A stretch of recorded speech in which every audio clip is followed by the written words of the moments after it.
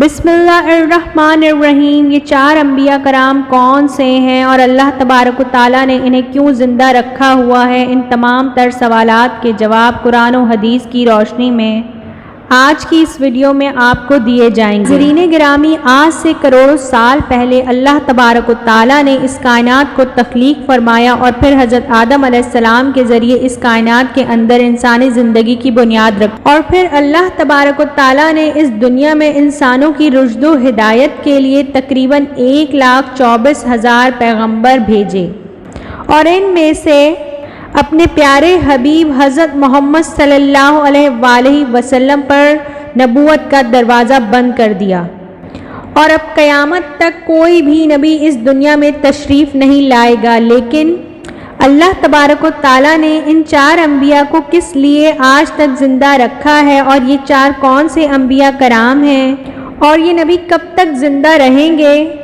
ان میں سے سب سے پہلے نبی جن کو اللہ تبارک و تعالیٰ نے موت نہیں دی اور جن کے ہمیشہ زندہ رہنے کا ذکر خود قرآن مجید میں ملتا ہے، وہ حضرت عیسیٰ ابن مریم علیہ السلام ہیں۔ جب حضرت عیسیٰ علیہ السلام نے نبوت کا اعلان کیا تو انہوں نے اپنے ارد گرد کے لوگوں کو جمع کر کے فرمایا، میں اللہ تبارک و تعالیٰ کی طرف سے بھیجا ہوا نبی ہوں، اور میں دعوت حق دینے کے لیے مابعوث کیا گیا ہوں۔ لیکن جس قوم کی طرف حضرت عیسیٰ علیہ السلام کو بھیجا گیا وہ قوم یہودی قوم تھی، اور ان کی کتاب میں یہ واضح لکھا ہوا تھا کہ اللہ کا ایک نبی آئے گا جو یہودیت کے دین کو ختم کر دے گا۔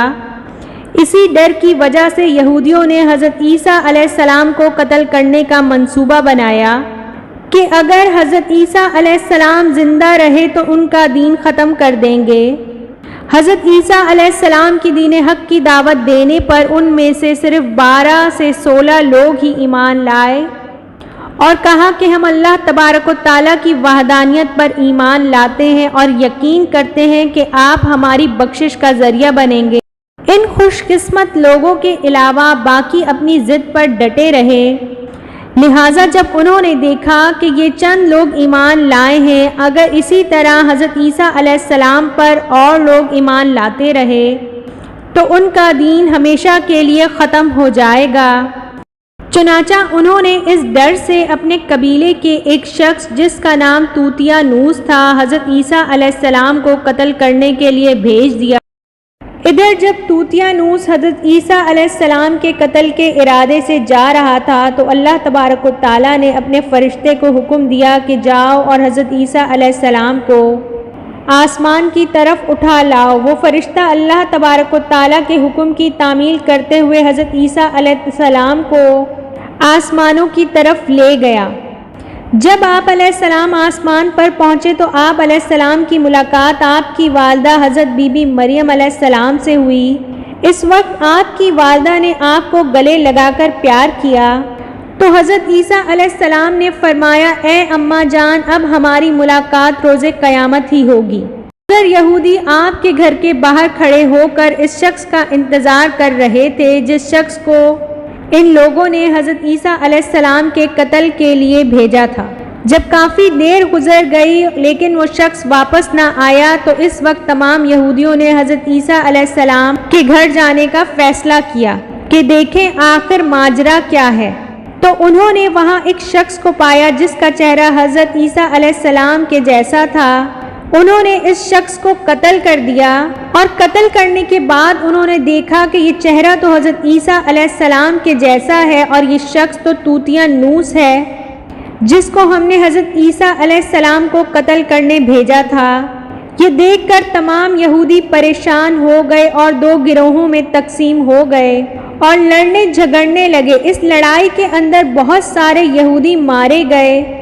اس بات کا ذکر اللہ تبارک و تعالیٰ سورہ نساء قرآن مجید میں فرماتا ہے، اور ان کے اس کہنے کی وجہ سے ہم نے اللہ تعالیٰ کے رسول حضرت عیسیٰ علیہ السلام کو قتل کر ڈالا، حالانکہ ان کو نہ قتل کیا اور نہ ہی انہیں سولی پر چڑھایا، مگر ان کے لیے کسی کو حضرت عیسیٰ علیہ السلام کا ہم شکل بنا دیا گیا۔ اور بے شک جو لوگ ان کے بارے میں اختلاف کر رہے ہیں وہ شک میں پڑے ہوئے ہیں، ان کے پاس کچھ بھی علم نہیں، مگر یہ لوگ گمان کی پیروی کر رہے ہیں۔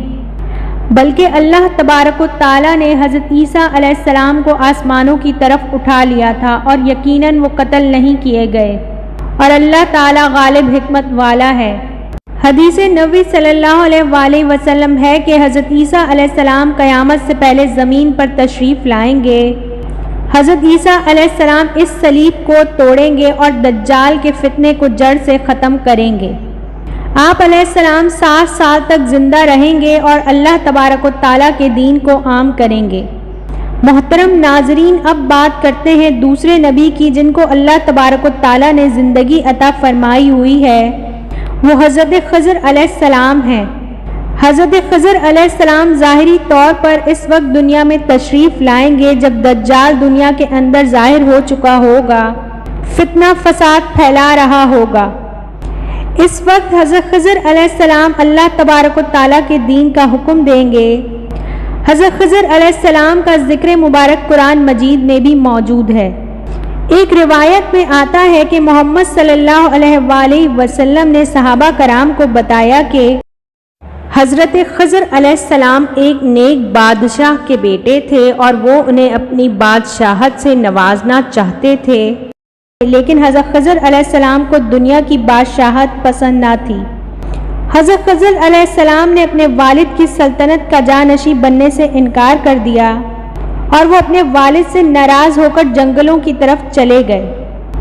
وہاں آپ علیہ السلام عبادت الہی میں مصروف ہو گئے۔ اسی دوران آپ علیہ السلام کا گزر ایک آب حیات کے چشمے سے ہوا۔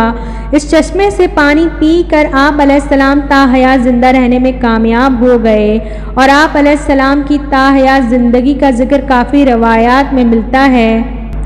حضرت انس رضی اللہ تعالیٰ عنہ نے ایک روایت نقل کی ہے کہ جب اللہ کے پیارے نبی محمد صلی اللہ علیہ وآلہ وسلم کا ظاہری وصال ہوا تو ایک بزرگ سارے مجمع سے ہوتا ہوا حضور پاک صلی اللہ علیہ وآلہ وسلم کے جسم انور کے پاس آ کر رک گیا۔ اس وقت اس شخص نے کچھ پڑھا اور واپس چل دیا۔ اس کے جانے کے بعد وہاں موجود صحابہ کرام نے پوچھا کہ یہ شخص کون تھا، تو اس وقت اس مجمع میں موجود کوئی بھی شخص اس بزرگ کے بارے میں علم نہ رکھتا تھا۔ اس وقت حضرت علی رضی اللہ تعالیٰ عنہ بولے کہ میں اس شخص کو جانتا ہوں، یہ حضرت خضر علیہ السلام ہیں۔ حضرت خضر علیہ السلام اللہ تعالیٰ کے حکم سے مصیبت زدہ لوگوں کی رہنمائی فرماتے ہیں۔ بعض روایات میں حضرت خضر علیہ السلام کا ذکر مبارک حضرت ذوالقرنین کے ساتھ بھی ملتا ہے کہ آپ علیہ السلام حضرت ذوالقرنین کے ساتھ سفر پر گئے اور آپ علیہ السلام نے وہاں آب حیات پیا۔ ناظرین محترم، حضرت عیسیٰ علیہ السلام اور حضرت خضر علیہ السلام کے بعد تیسرے زندہ نبی جن کا ذکر ملتا ہے وہ حضرت الیاس علیہ السلام ہے۔ آپ علیہ السلام کا ذکر قرآن پاک میں 2 جگہوں پر موجود ہے، جس کی تفسیر میں بیان کیا گیا ہے کہ حضرت الیاس علیہ السلام کو ایک عمرانی گھوڑے پر بٹھا کر آسمانوں کی طرف لے جایا گیا۔ حضرت انس رضی اللہ تعالیٰ عنہ سے روایت ہے کہ میرا اور نبی کریم صلی اللہ علیہ وآلہ وسلم کا گزر ایک پہاڑی سے ہوا۔ وہاں سے گزرتے ہوئے ہمیں ایک آواز سنائی دی، اللہ تعالیٰ مجھے محمد صلی اللہ علیہ وآلہ وسلم کا امتی بنا دے۔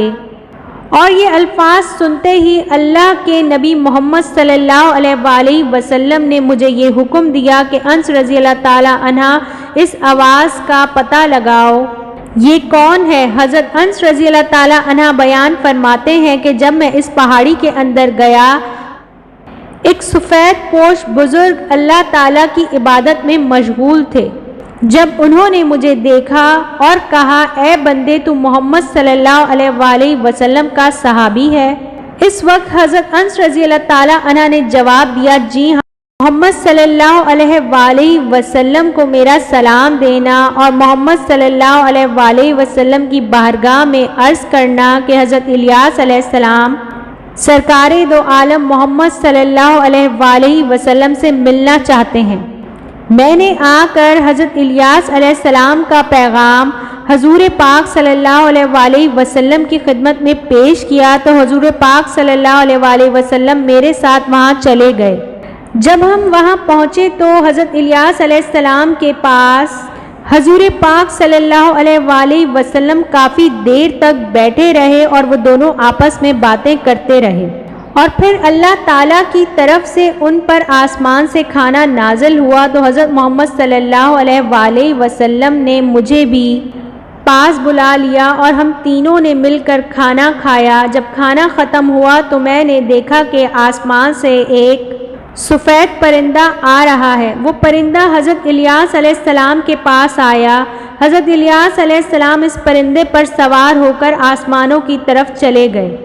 آپ علیہ السلام بھی حضرت خضر علیہ السلام کی طرح مصیبت زدہ لوگوں کی مدد کرتے ہیں۔ اب بات کرتے ہیں چوتھے زندہ نبی کی جو آج بھی زندہ ہیں، وہ حضرت ادریس علیہ السلام ہیں، جن کے زندہ ہونے کی بہت سی روایات ملتی ہیں، جس طرح قرآن مجید میں سورہ شمس میں اللہ تبارک و تعالیٰ فرماتا ہے کہ وہ ایک نبی اور برگزیدہ انسان اور نبی تھے، اور اللہ تعالیٰ نے حضرت ادریس علیہ السلام کو جنت سے اٹھا لیا تھا۔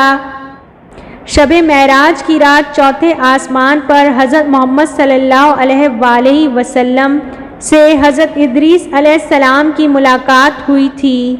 حضرت ادریس علیہ السلام کا چھٹے آسمان پر ملنے کا بھی ذکر مبارک ملتا ہے۔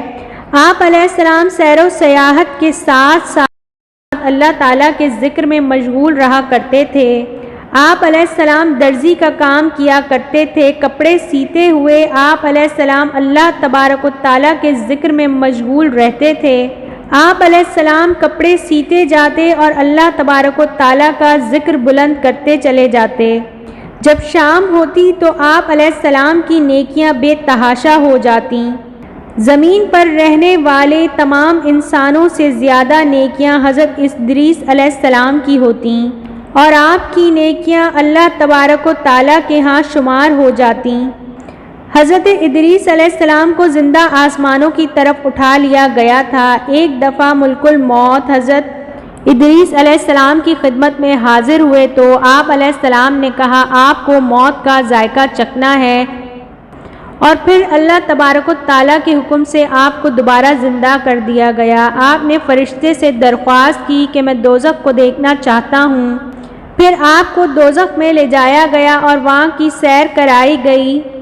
پھر آپ نے جنت کی سیر کرنے کا ارادہ کیا تو آپ علیہ السلام کو جنت کی سیر کروائی گئی اور آپ علیہ السلام کو جنت میں داخل کر دیا گیا۔ جنت کو دیکھنے کے بعد حضرت ادریس علیہ السلام نے یہ فیصلہ کیا کہ اب میں یہاں ہی رہنا پسند کروں گا۔ چنانچہ فرشتے نے آپ کو کہا کہ آپ اپنے مقام کی طرف واپس چلے جائیں۔ اسی وقت اللہ تبارک و تعالیٰ کی طرف سے اس فرشتے کو حکم ملا کہ حضرت ادریس علیہ السلام کو یہاں پر ہی رہنے دیا جائے۔ اس طرح جب حضرت ادریس علیہ السلام نے موت کا ذائقہ چکھا تو اللہ تبارک و تعالیٰ کا وہ حکم بھی پورا ہو گیا کہ ہر جاندار کو موت کا ذائقہ چکھنا ہے۔ چنانچہ جب حضرت ادریس علیہ السلام کی روح قبض کر لی گئی تو اللہ تبارک و تعالیٰ کے اس حکم کی تعمیل ہو گئی، اور پھر دوبارہ زندہ ہو کر آپ علیہ السلام جنت میں داخل ہو گئے۔ حضرت ادریس علیہ السلام نے جنت میں ہی رہنے کا ارادہ کیا تو اللہ تبارک و تعالیٰ نے آپ کی اس خواہش کو پورا کر دیا۔ اللہ تعالیٰ سے دعا ہے کہ نیکی کی باتوں کو سننے اور سمجھنے کی توفیق عطا فرمائے اور بدی اور برائیوں سے دور رکھے۔ آمین ثم آمین۔